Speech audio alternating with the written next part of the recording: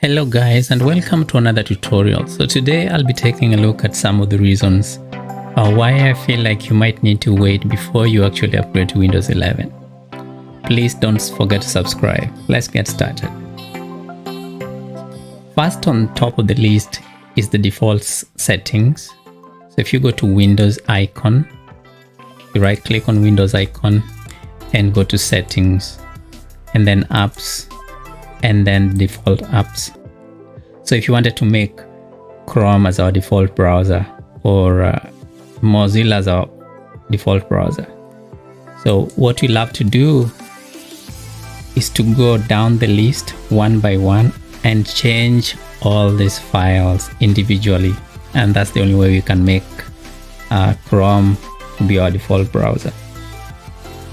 This was not the case in Windows 10. In Windows 10, it was just one click and you would be able to accomplish that simple task with just one click.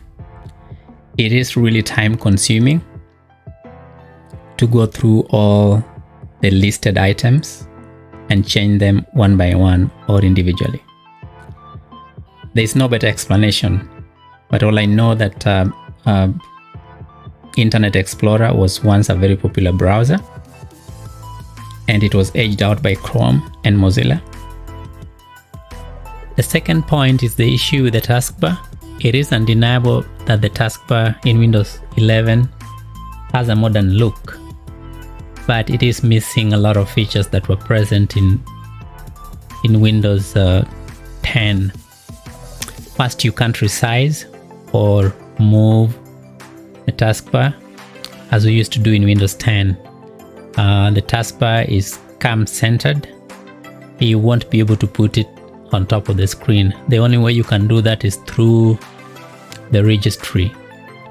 So the lack of these basic taskbar features that were present in Windows 10 is just becoming a frustration in Windows 11. So another thing I noted, you can't make the taskbar icon smaller either. So the reason why Microsoft decided to do this, I am not sure. And that brings me to my third point, which is the start menu. If you look at the start menu in Windows 10, it doesn't really look like Microsoft spent enough time in the design compared to Windows 10. In Windows 10, it looked much better. In Windows 11, as you can see, the start menu is actually centered and there are no live tiles like we used to have in Windows 10. And also the start menu has other issues as well. So if you look at the recommended section here, the only customization you can do is to turn them off. But even when that happens, when you're able to turn them off, then you're left with really an awkward open space with nothing in it, which is just empty. So this was poorly designed. So I'll show you what I mean.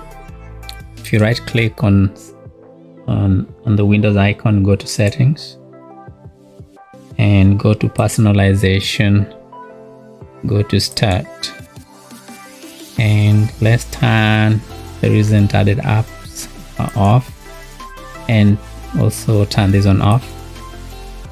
And then when you go back to the start menu, see all this space, it doesn't really look any better. It's just a big open space. And Microsoft could have done a better job or could have allowed more customization for its users on the start menu. That brings me to the fourth issue, which is the bugs.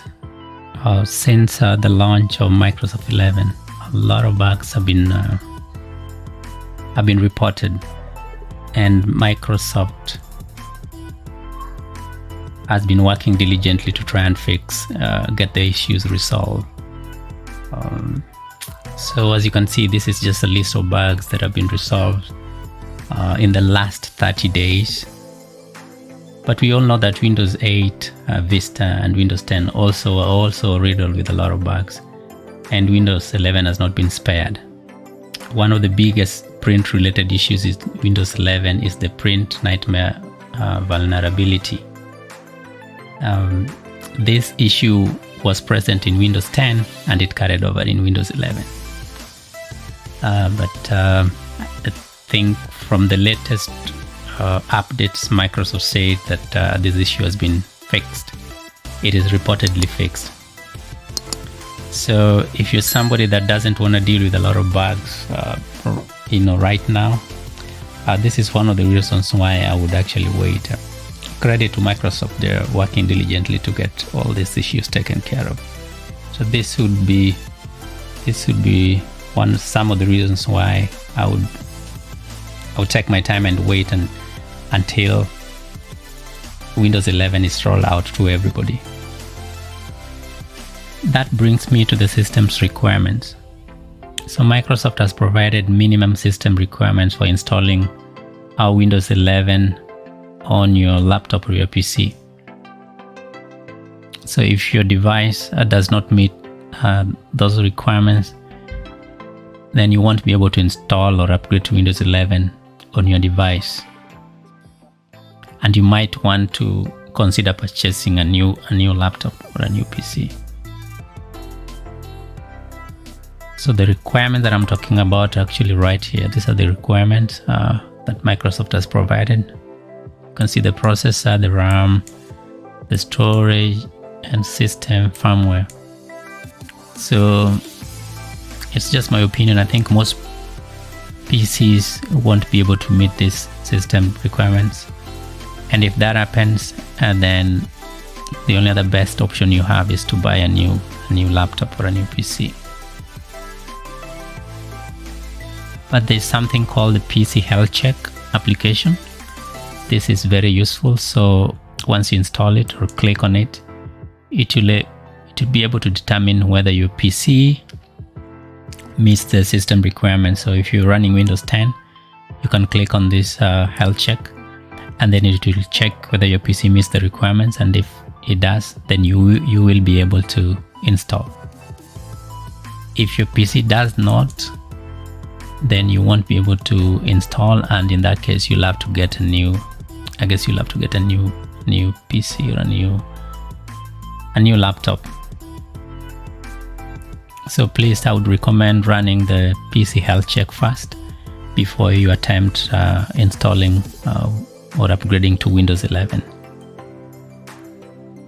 The last point I wanted to touch on is the calendar. So if you click on date and time, in Windows 10, you'd click on date and time and then pick a specific date, like 23rd. And if you click on it, it will take you to calendar. But right now, you cannot do that on Windows 11. If I click a specific date, it doesn't take me anywhere. And I think this is because Microsoft would want people to use their scheduling apps so as to make them popular. Yeah, but otherwise it was very good functionality that they've decided to stop.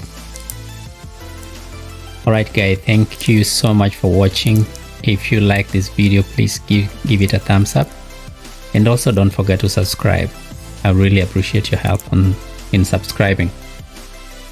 And if you like the content of the channel, I think you'd love these other videos displayed on top of your screen.